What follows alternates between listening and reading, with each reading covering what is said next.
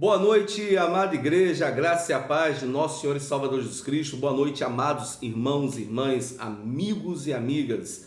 Que Deus esteja abençoando a tua vida de forma abundante, poderosa nesta noite. Que Deus abençoe a tua casa.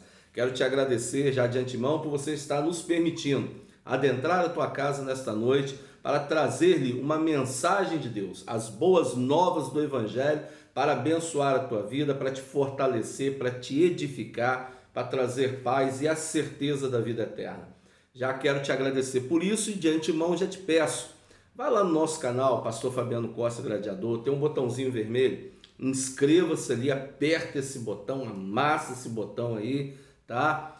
Curta o nosso canal e aí vai abrir do lado 3 sininhos e está escrito assim, todos, está personalizado, todos ou nenhum, bota lá todos, que aí você vai receber todas as nossas mensagens de antemão aí no teu smartphone ou no teu computador, aonde você tiver o YouTube, tá bom? Quero te agradecer por isso e te convidar a pegar a palavra do Senhor, abrir lá em Juízes, lá no Velho Testamento, no capítulo 9, Juízes capítulo 9.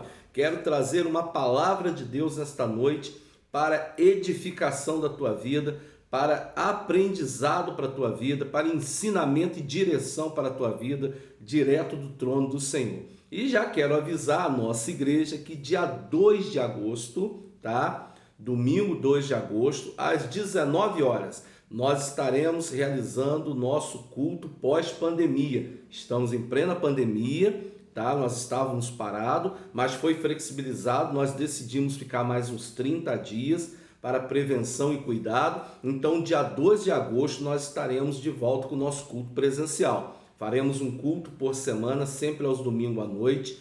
Ainda não está apto, ainda não está bom ainda para que a gente possa estar enfrentando a rua, o tempo. Mas nós vamos cultuar a partir do dia 2 de agosto. Então, igreja, fique atenta aí com essa agenda. Já passamos aí no nosso grupo, tá? Convide os irmãos, os amigos, os colegas, conhecidos, vizinhos, para que a gente possa fazer um grande culto dia 2 de agosto. Amém? Diz assim a palavra do Senhor, livro de Juízes no Velho Testamento, no capítulo 9, a partir do verso 6. Diz assim a palavra do Senhor: Então se ajuntaram todos os cidadãos de Siquém e a toda a casa de Milo, e foram e constituíram Abimeleque rei junto ao carvalho alto que está perto de Siquém. E dizendo a Jotão, foi, pôs-se no cume do monte de Gerizim, e levantou a sua voz, e clamou e disse-lhes: Ouvi-me, cidadãos de Siquém, e Deus vos ouvirá a voz. Foram uma vez as árvores a ungir para si um rei, e disseram à oliveira: Reina tu sobre nós. Porém a oliveira lhe disse: Deixaria eu a minha gordura, que Deus e os homens em mim prezam, e iria pairar sobre as árvores? Então disseram as árvores à figueira: Vem tu e reina sobre nós. Porém a figueira lhes disse: Deixaria eu a minha doçura, o meu bom fruto, e iria pairar sobre as árvores? Então disseram as árvores à videira: Vem tu e reina sobre nós. Porém a videira lhes disse: Deixaria eu o meu mosto, que alegra a Deus e aos homens, e iria pairar sobre as árvores? Então todas as árvores disseram ao espinheiro: Vem tu e reina sobre nós. E disse o espinheiro às árvores: Se na verdade me ungis por rei sobre vós, vinde e confiai-vos debaixo da minha sombra, mas se não, saia fogo do espinheiro que consuma os cedros do Líbano. Amém. Louvado seja o Senhor por tua palavra. Que esta palavra seja introduzida no mais profundo do teu coração e da tua alma, que acha lugar de descanso e repouso e que frutifique dentro de você, para que o Senhor possa colher os frutos da tua vida. Amém? Amados, eu quero falar sobre a parábola de Jotão. Talvez você nunca tenha ouvido falar. Estava eu conversando com uma amiga pastora, gente finíssima mulher de Deus, tá? A pastora Ana Cláudia, a gente estava trocando ideia e falando sobre essa parábola. E Deus encheu muito meu coração e eu já venho falando uma sequência de mensagens sobre esse tempo, sobre esses momentos, principalmente esses momentos de pandemia mundial, de isolamento. Então Deus encheu o meu coração e eu orei ao Senhor, conversei com o Senhor e vim trazer essa palavra para a tua vida. Amados, essa história começa um pouco antes. Na verdade, essa história começa lá em Juízes capítulo 5, verso 32, quando a palavra de Deus diz que sossegou a terra por 40 anos.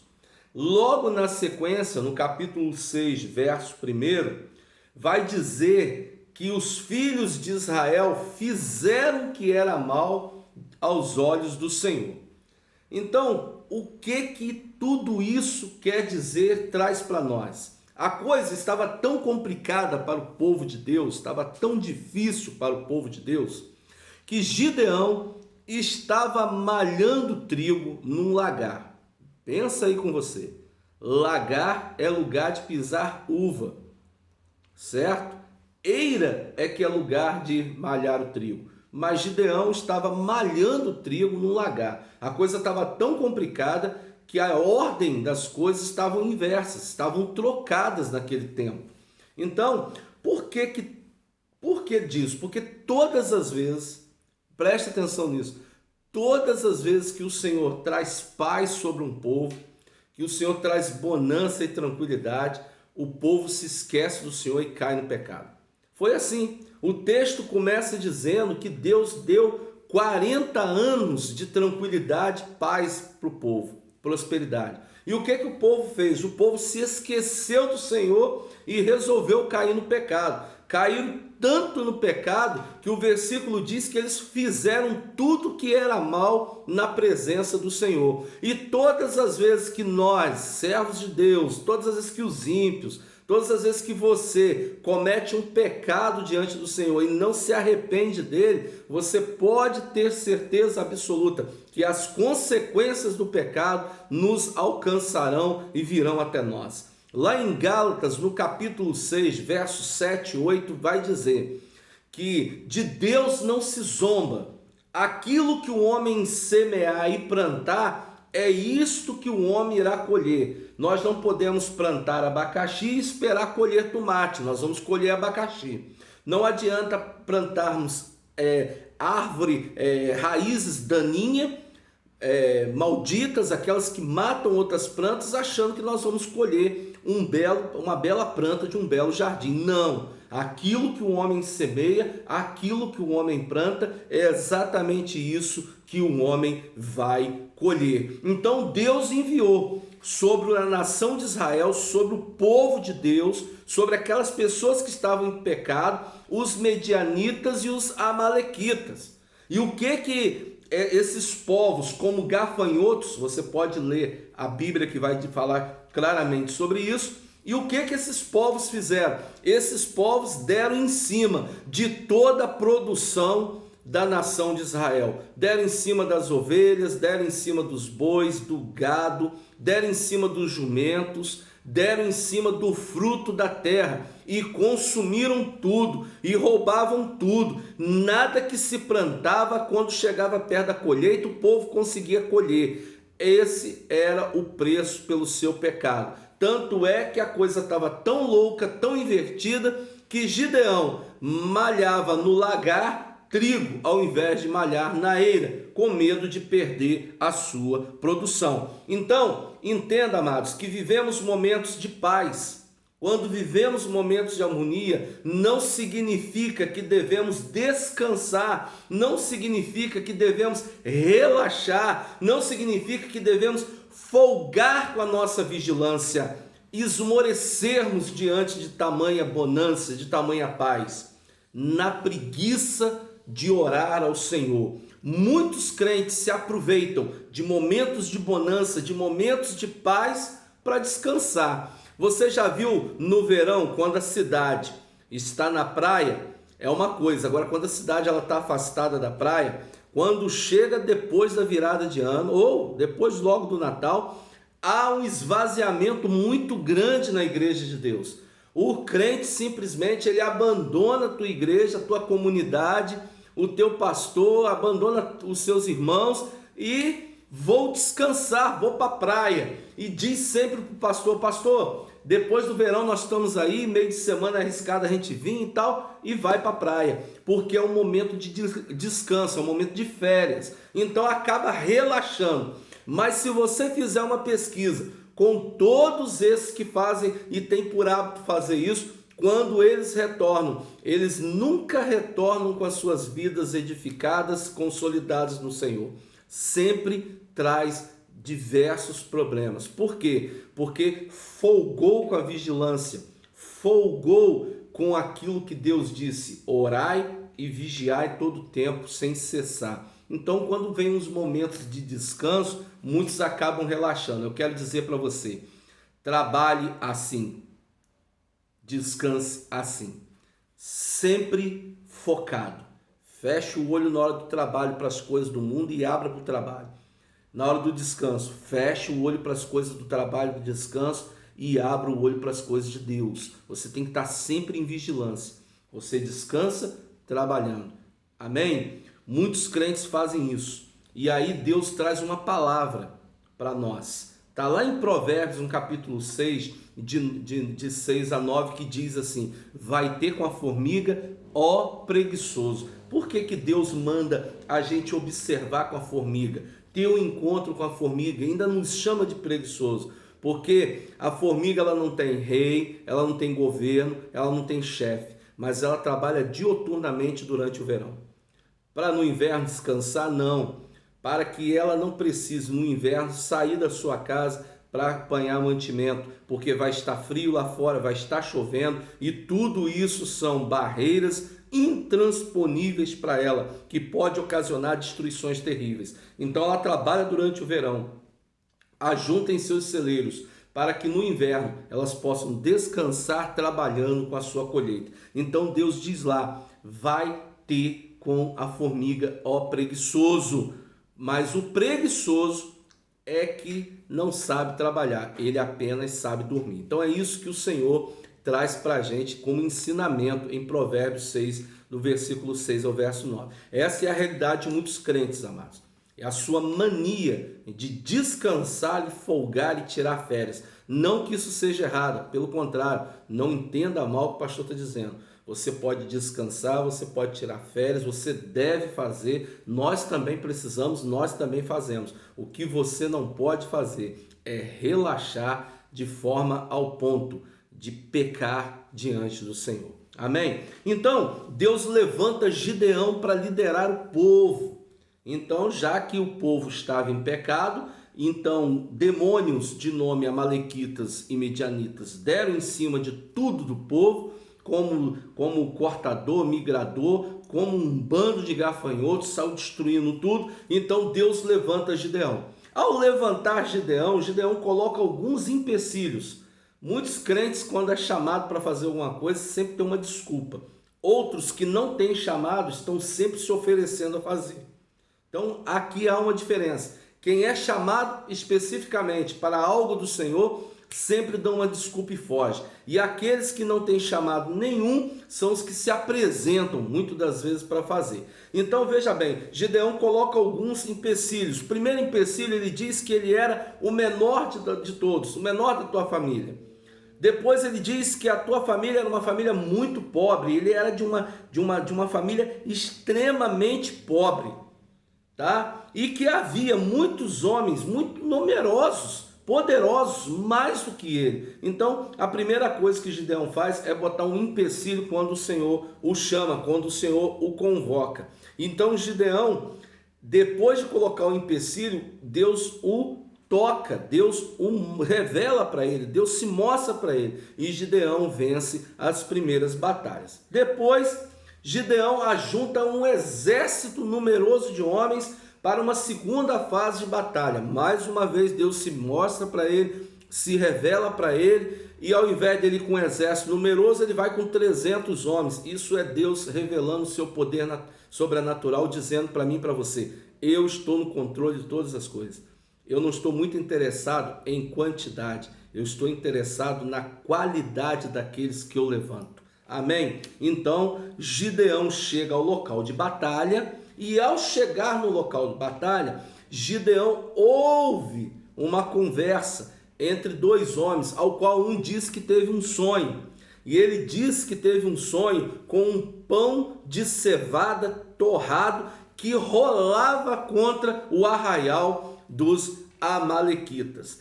Queridos, o que esse sonho, o que isso quer dizer? Eles disseram que representava Gideão. Lembra que eu disse que Gideão colocou alguns empecilhos diante do Senhor? Gideão disse que era de uma família pobre, era o menor de todos. Então, o pão de cevada torrado, ele era comido pelos pobres. O rico, aqueles que tinham condições financeiras, comiam do pão de trigo, feito de trigo. Gideão não. Gideão comia do pão torrado de cevada. Então, Deus pega essa situação e mostra para Gideão o seguinte: Gideão, você pode ser até um pão de cevada torrado, mas eu sou o Senhor. Você pode ser pobre, mas eu sou Deus.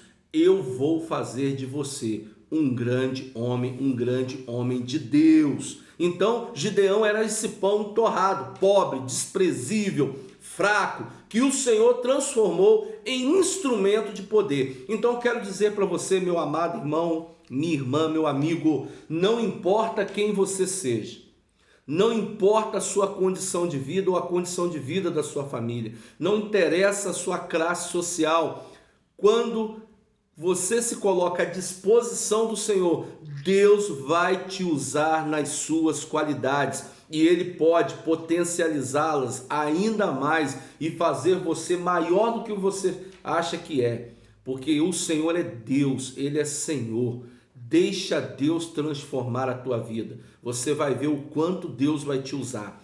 A potência de homens e mulheres, né, de filhos, né, a potência dos homens, de mulheres, de filhos, de esposa, de crentes, de empresários, não depende da sua vida, linhagem, classe social. Depende única e exclusivamente do Senhor. Então seja um grande homem de Deus, seja uma grande mulher do Senhor, seja um bom pai, seja uma boa mãe, seja uma grande esposa, um grande esposo, seja um grande filho, seja um grande comerciante, seja um grande estadista, seja um grande empresário, mas seja tudo isso debaixo da potente mão do Senhor, que você vai ver quantas coisas Deus vai fazer através da sua vida.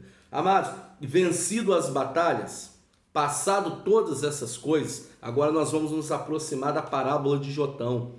Gideão, então, é convidado a reinar sobre o povo e ele recusa reinar sobre a nação. Ele recusa governar a nação.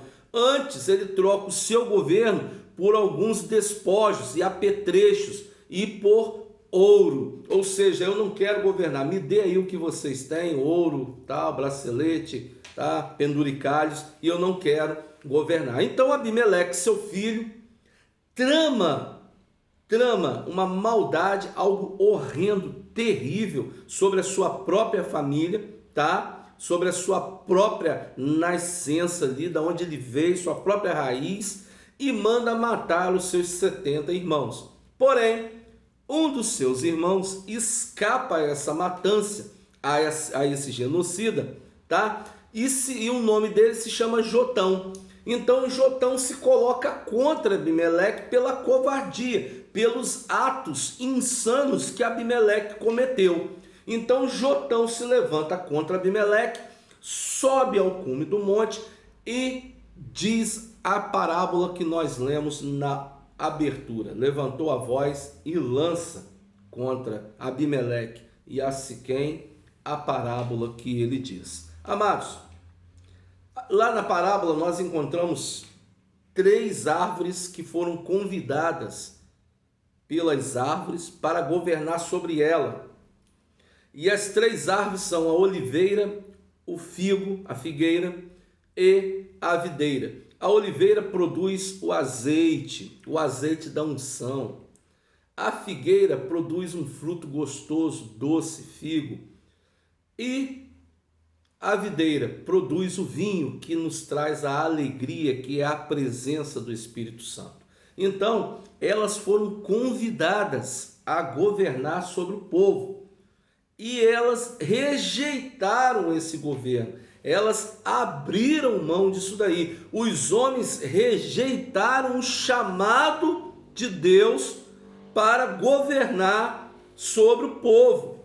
Antes, aceitaram o chamado do espinheiro para governar sobre eles. Porém, não ofereceram nenhuma resistência.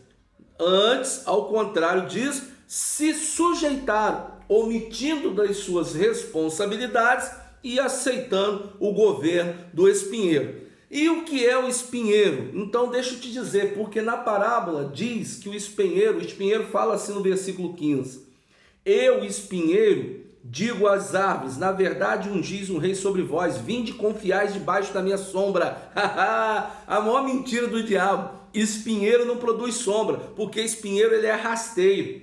Espinheiro é uma planta que ela é seca, pega fogo com maior facilidade, ela tem espinhos pra caramba e ela costuma agarrar-se nas árvores, nas plantas e com seus espinhos sufocar aonde está agarrado até matar. O espinheiro não produz sombra.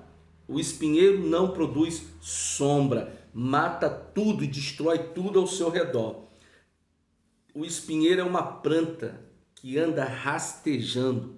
Ela é rasteira, ela é sufocante, ela é uma planta que não produz nada, muito menos sombra. Tem muita oliveira, tem muita figueira e muita videira sendo chamada por Deus nesses dias, sendo chamado por Deus para executar os propósitos insondáveis do Senhor e sobrenaturais. Porém, muitos estão como Gideão, muitos estão recusando o chamado e à primeira vista estão reclamando do chamado e se inferiorizando, sentindo-se pobre demais, pequeno demais. Deixa isso para outro. Pastor, eu não tenho condições de fazer isso. Pastor, deixa eu sentado aqui mesmo no banco. Entendeu? Pastor, vamos aqui, vamos nessa daí e tal. Tem muita videira, muita figueira e muita oliveira recusando o chamado de Deus, colocando obstáculos, né? Permitindo que espinheiros surjam no meio deles e assumam a responsabilidade que Deus não deu.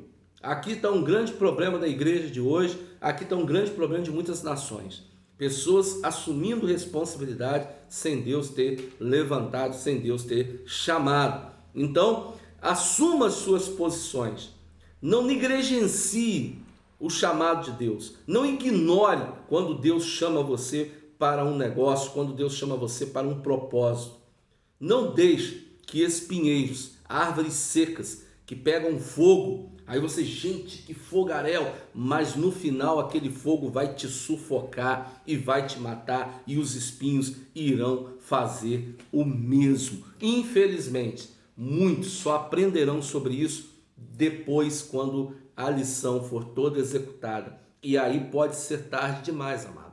Pode ser tarde demais na tua vida, porque aí o espinheiro já sufocou todo mundo e já matou as mudas de uma geração futura. Não adianta dizer frases e versículos de efeito, não é? Se você não viver aquilo ali. A moda hoje é dizer: e conhecereis a verdade e a verdade vos libertará. Esse versículo que está lá em João 8,32 de nada serve se João 8,36 não for verdadeiramente o governo da tua vida. E a palavra de Deus vai dizer: se pois o Filho de Deus vos libertar, verdadeiramente sereis livres. O versículo 32 só vai funcionar na vida de quem é que seja, se o versículo 36 governar a sua vida. Então, não adianta sair por aí recitando versículos se você não consegue viver sequer uma frase de cada um deles. A atual conjuntura, a atual situação política do país não vem de agora sendo governada por um espinheiro. Já vem desde sua descoberta. E nos últimos 100 anos para cá, temos vários governos de espinheiros, várias gestões de espinheiro, aonde nós, nesta geração, nesses dias, não podemos sequer reclamar de nada, porque ao reclamarmos, somos sufocados pelos espinheiros, somos calados pelos espinheiros. Assim é na igreja. Assim talvez esteja acontecendo dentro da sua família. Você, como servo de Deus, como servo do Senhor, você talvez queira falar, talvez queira colocar, e você tem sido sufocada pelos espinheiros da tua casa. Tem sido colocado no canto ali e você não consegue dizer nada. Muitos crentes e muitos ímpios estão vivendo essa realidade, sufocamento, de corrupção, de roubalheira. Muitos estão vivendo no meio disso hoje, de corrupção, de roubalheira, de impunidade, de mentira, de inversão de valores, de adultério, de pedofilia, de homossexualismo, de fornicação, e não consegue falar nada. O de homossexualismo não consegue falar nada, porque quando são questionados, quando são apertados, sufocados pelos espinheiros, eles dão desculpas e dizem que essas são as tendências desses dias, que esse é um mal necessário dessa geração, que são conceitos da vida, é a nova forma filosófica de viver. Estão sendo sufocados, estão sendo mortos e trucidados pelos espinheiros que estão sufocando cada um deles. Nossos dias, essa geração se assemelha muito à geração de Sodoma, à geração de Gomorra. Se assemelha muito à geração de Gideão e à geração de Jotão. Por quê? Porque viviam a mesma coisa. Viviam a mesma coisa. E porque muitos hoje são iguais aos de Siquém, não conseguem pedir perdão a Deus e toleram e aceitam o pecado como coisas normais dessa vida, porque as vantagens do espinheiro, elas são enormes.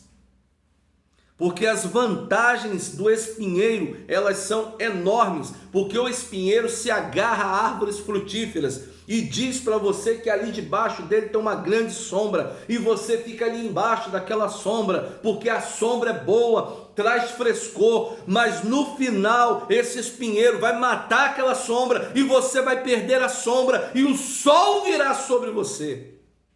São as pessoas que acham que governos são obrigados a bancar comida e bebida dentro da sua casa. Nós não precisamos trabalhar. Mas, pastor, o Brasil é um país que não tem emprego, não tem nada. Não tem um emprego, não tem trabalho, não tem nada, porque a culpa é nossa. Porque votamos e elegemos políticos ladrões, safados, muitos deles macumunados com Satanás.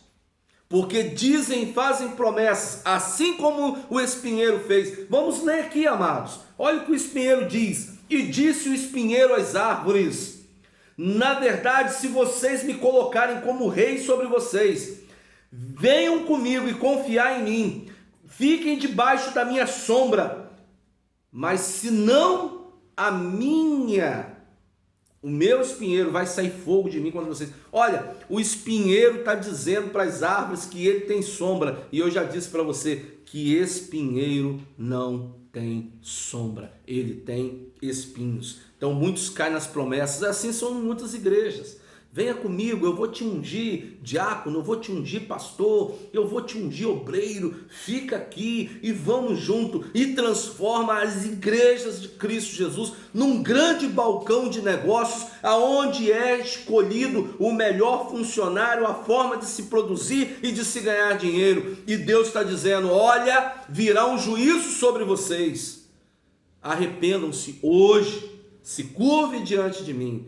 Deus está convidando você, oliveira. Deus está convidando você, figueira. Deus está convidando você, videira, para produzir frutos dignos de arrependimento, ao qual o Senhor possa chegar em você e tocar e arrancar de você um fruto, limpar você para que você possa produzir ainda mais frutos para o Senhor, por causa da incapacidade das árvores de tomar decisão diante de Deus. É que Deus decide intervir na sociedade, intervir neles. A nossa incapacidade, a nossa omissão, o nosso fingimento trará sobre nós a justiça, e o juízo de Deus. Leia comigo o verso 56 e o verso 57 de Juízes 9. Olha só o que diz a palavra do Senhor. A incapacidade das árvores, a omissão das árvores, a sua indecisão de tomar uma decisão diante do Senhor, trouxe, através da parábola de Jotão, o juízo sobre eles. E diz assim a palavra de Deus. Vou começar no versículo 55 a 57.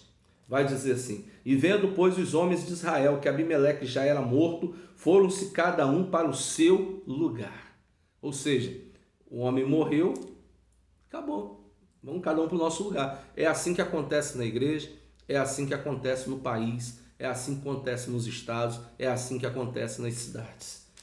E assim Deus fez tornar sobre Abimeleque todo o mal que tinha feito a seu pai, matando seus 70 irmãos. Como também todo o mal dos homens de Siquém, que fez tornar Abimeleque cabeça sobre eles. E a maldição de Jotão, filho de Jerubaal, Jerubaal é Gideão, tá? Veio sobre eles. Então eu quero dizer para você, meu irmão, minha irmã, meu amigo, minha amiga, nesta noite, Deus está dando uma oportunidade a cada um de nós através dessa pandemia que assola o mundo, de nós nos voltarmos para o Senhor. Veja que o texto eu começo lá no capítulo 5 do verso 32, que diz que houve paz 40 anos sobre a terra, sobre a nação. E o povo aproveitou a paz para cair no pecado. Nós estamos vivendo um caos, uma pandemia. E o Senhor está nos chamando à redenção, à restauração da aliança com Ele. O Senhor está convidando você, a tua casa, a tua família, para você parar de ser governado por espinheiros, deixar de ser sufocado por espinheiros e passar a governar e a reinar com o Senhor, como videira, como figueira e como oliveira, dando frutos no meio dessa geração de espinheiros sufocantes que aí está. O Senhor nesta noite convoca você, filho, pai, marido, esposa, mãe, avô, avó, a você jovem, a você adolescente, a você criança, a você político que está nos assistindo, a você líder que está nos assistindo, a você pastor que está nos assistindo. Deus está convocando você nesta noite ao arrependimento. A mesma oportunidade que Deus deu de arrependimento a Israel no tempo de Gideão, deu a Israel no tempo de Abimeleque, deu a Israel no tempo de Jotão, e eles não se arrependeram. O Senhor está chamando cada um de nós nesta noite ao arrependimento. Arrependermos dos nossos erros, dos nossos pecados, das nossas más escolhas, das nossas más influências, arrependermos daquilo que nós estamos lendo, ouvindo, assistindo, para se voltar ao Senhor, voltar o seu coração para Deus, porque o Senhor tem grandes coisas para fazer na tua vida ainda hoje, ainda nesta noite, após essa mensagem. O Senhor te convida, vem, filho meu, venha comigo, antes que o grande e terrível dia do Senhor venha sobre essa humanidade. O Senhor está voltando, levará a sua igreja e julgará a todos que recusaram se voltar e se perdoar e pedir perdão ao Senhor. Venha, filho meu. Ao findar o labor desta vida, qual será no futuro teu lar? Meu amigo, hoje tu tens a escolha, vida ou morte, qual vais aceitar? Amanhã pode ser muito tarde, hoje Cristo te quer libertar. Tome a tua decisão hoje, em nome de Jesus, e receba aí na tua casa a presença do Espírito Santo e a salvação de Cristo Jesus. e aguarde, o Senhor está voltando para buscar a tua igreja. E nós, videiras, figueiras, nós, parreiras, oliveiras, nós iremos reinar com o Senhor na glória. Deus te abençoe abundantemente, em nome de Jesus. Que a graça de nosso Senhor e Salvador Jesus Cristo, com o amor de Deus Pai e as doces consolações do Santo Espírito de Deus, esteja com todo o povo de Deus nessa noite. E todo o povo de Deus diz amém. Deus te abençoe, em nome de Jesus.